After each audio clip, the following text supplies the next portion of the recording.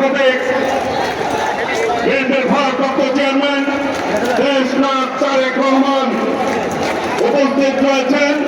বিএনপির বিপ্লবী মহাসচিব মির্জা ফখরুল ইসলাম আলমগীর সহ জাতীয় নেতৃবৃন্দ। প্রিয় ভাইরা, এই মে দিবস শ্রমিক আন্দোলন করে তার অধিকার আদায় করেছে। আজকে এই বাংলাদেশের মানুষ 17 বছর আন্দোলন সংগ্রাম করেছে ফ্যাসিবাদের বিরুদ্ধে, বৈষম্যের বিরুদ্ধে। আজকে এই বাংলাদেশের মানুষ স্বাভাবিক নিয়মে যেতে চায়। ফ্যাসিবাদের বিদায় হয়েছে, স্বৈরাচারের বিদায় হয়েছে, গণতন্ত্র প্রতিষ্ঠিত হবে, এটাই স্বাভাবিক, তাই না ভাইরা? এখন তারা গণতন্ত্রের প্রক্রিয়া থেকে ভিন্ন প্রক্রিয়া অবলম্বন করতে চায়। তাহলে কি বাংলাদেশের মানুষ মানবে? মানবে?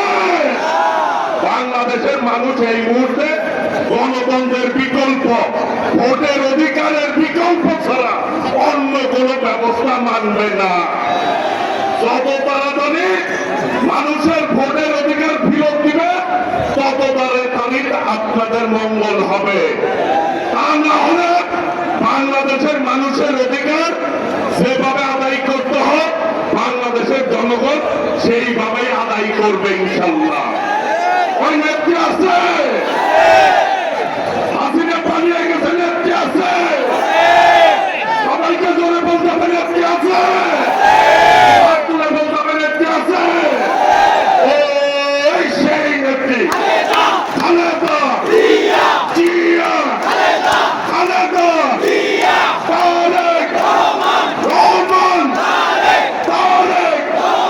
তারেক রহমান বীরের বেশে আমরা ফিরে বাংলাদেশে স্বাধীনতার ঘোষক দিয়া